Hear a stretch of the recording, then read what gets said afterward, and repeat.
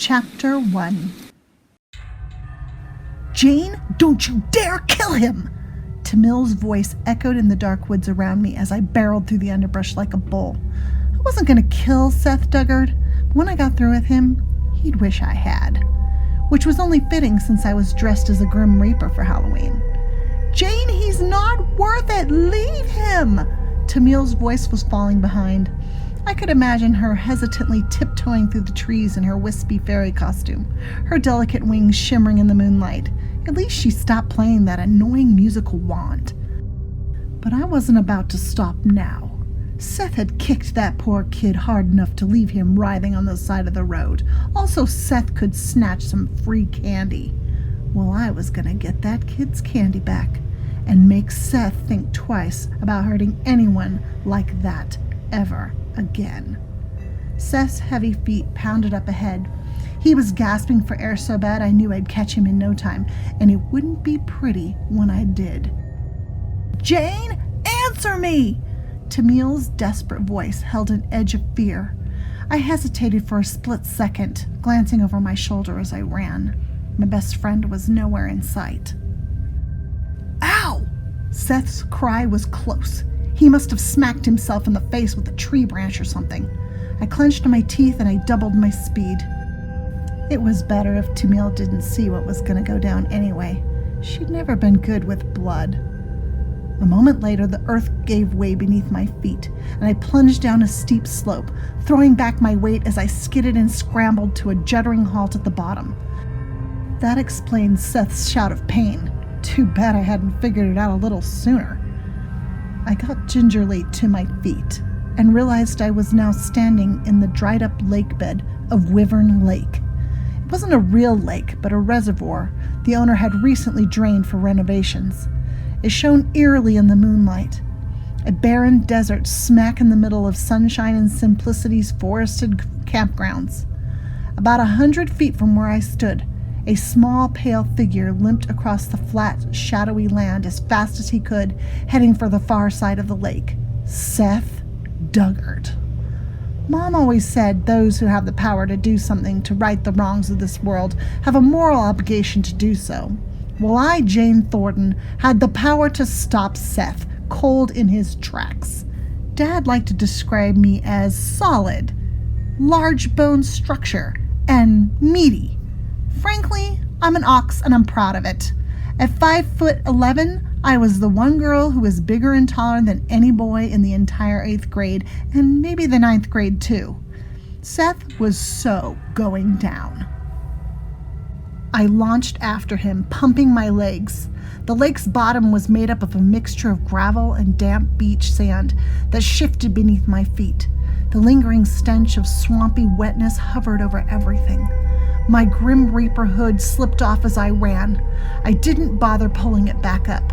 Seth was going to wish he hadn't worn that screaming white ghost costume. It was just a little too easy to spot in the moonlight. All those workouts on Mom's self-defense class were paying off big time. My lungs weren't even burning yet, whereas Seth sounded like a winded walrus with asthma. He must have heard me catching up because he zagged suddenly to the left and put on a burst of speed. Where do you think he was going? That's when I saw them. Looming white pillars of stone stuck out of the smooth surface of the lake bed like the teeth of some giant creature. There were dozens of the things, some upright, some lying on their sides. What the? I slowed, staring at the pillars, ghostly pale against the night sky. A chill took a walk down the back of my neck. Those were gravestones. I snatched my LED flashlight from a hip pocket under my costume and pointed it at the nearest slab. Jonathan Stanton, born 11 October 1751. Died 15 January 1805. How are these even here? Until just a couple months ago, this place was completely underwater. You don't bury dead people at the bottom of a lake. Of course, this was the town of Wyvern, home of all things weird and bizarre. Local legend claimed back in the 1930s, Robert Ripley of Ripley's Believe It or Not fled in the dead of night from this place after spending only one day trying to investigate Wyvern's secrets. Yes, seriously. My flashlight flickered a couple times before returning to a steady beam. Stupid batteries. Fortunately, I had a couple fresh replacements in my pocket. Only an idiot would go anywhere in Wyvern without extra batteries. Everyone knew that. I glanced at the dates on the gravestone a second time. 1751. How long had this place been sitting underwater? Did anyone else know it was here? A feeling crept its way up through each segment of my spine. I sensed a presence out there in the shadows, just beyond the reach of my flashlight. I was really hoping it was Seth. "Who's there?" My shout boomed across the lake bed, taunting me in distant, disembodied echoes. Moving the light in an arc, I caught the edge of something lying on the ground a few feet away. Moving closer, I found a pillowcase with Halloween candy spilling out of it. Seth.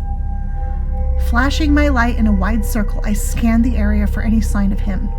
A luminous army of creepy headstones surrounded me on every side.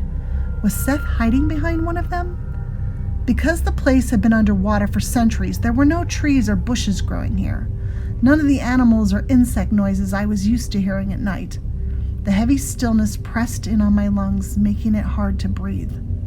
I lifted the tiny flashlight high over my head, trying to see beyond the freaky cemetery of doom. The light caught something dark and towering in the distance, a wall of bricks which turned out to be part of a building. Judging by the date on the tombstone, this building had been sitting at the bottom of Wyvern Lake for at least 200 years. I moved closer, shining my light over the building. Its shape reminded me of a church, which might explain the whole cemetery sitting out in front thing. It was missing a roof, though, and a front door. So that's where Seth was hiding. I hesitated, staring at the church's cavernous arch, yawning like a great mouth waiting to swallow me up. Something was off about the place. The ruins felt like a tomb, full of ancient secrets best left undisturbed. The wrongness of it tingled in my bones. When you live in a town notorious for its long history of strange occurrences, you learn to be cautious about rushing into spooky buildings. "Seth, I know you're in there!" I shouted into the inky blackness beyond the door's arch. Okay, sure. Standing outside, yelling at the top of my lungs, probably wasn't going to convince Seth that coming out was in his best interest. But I suddenly found myself not wanting to follow him inside. Are you really going to let Seth Duggard, all-time coward and loser, get away by hiding in a creepy building, Jane? No freaking way. Taking a deep breath, I marched into the church, shining my tiny LED light into every corner of the place. The light dimmed for a moment. I slapped the flashlight hard against my hip and about had a heart attack when the beam burst back into full power, illuminating a ghostly white figure standing at the far end of the room. "Seth!" I shouted, my pulse pounding in my ears. "Dude, what the heck? Didn't you hear me calling?" There was no response. Seth stood with his back to me, the robes of his ghost costume still as stone. If he was breathing, I couldn't see it. Slightly alarmed, I walked up behind him. Seth continued to stare blankly at the wall in front of him, or more specifically, at a large stone panel which hung on the wall. There were 4 figures carved into it, their features worn so smooth by time and water they looked only vaguely human. Something about their crude shape, with no eyes or mouths, made me uneasy. There were words chiseled deep into the stone above and below the figures, but it was too dark for me to read them. I glanced at Seth, unnatural and silent. I might have originally come in here to beat some sense into the guy, but watching him all empty-eyed and staring at some creepy panel, I knew I had to get him out of there. Before I realized what he meant to do, Seth lifted his hand and touched one of the figures. An eerie green light crackled across the surface of the panel, causing Seth and me to jump back. The air tingled as if charged with electricity. With a sound like static crackling, the light rippled outward and then vanished abruptly. A sizzling, faintly metallic smell lingered in the air. Okay, party's over. I grabbed Seth by the wrist. We're leaving, like right now. I dragged him all of 2 steps when Seth dug in both his feet, yanking me to a dead standstill. What? I demanded. But Seth wasn't looking at me. Wide-eyed, he stared down at the dirt in front of us. I followed his gaze and froze. There, not 4 feet in front of us, something was coming up through the floor. It was transparent and glowed eerie green. My lungs collapsed in on themselves as I watched a misty hand rise slowly out of the ground. Fingers bent, it clawed at the earth, trying to find leverage. Run! My voice came out in a strangled whisper.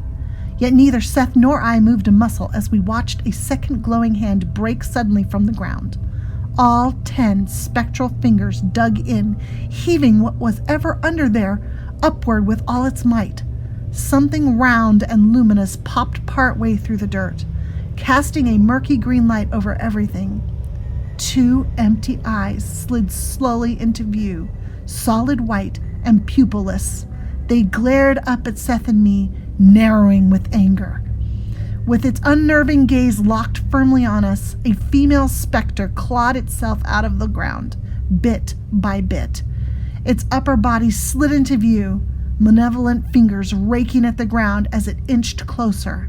I didn't say a word this time, just tightened my grip on Seth and ran. We dodged around the thing on the floor. The ghost lashed out at Seth as we streaked past and only just missed catching his foot. Seth and I booked it out of there as fast as we could. Since his legs were shorter than mine, I had to pull Seth along to keep up. By the time we were through the cemetery, he was panting out racking sobs with each step. Run, run, run, my brain screamed at me. Don't look back! I did look back, though, glancing over my shoulder as we ran over the barren surface of the lake bed. Across the distance, I saw the ghostly woman pacing in the jagged doorway of the ruined church. Her long skirt and hair billowing creepily behind her, she watched us retreat in deathly silence.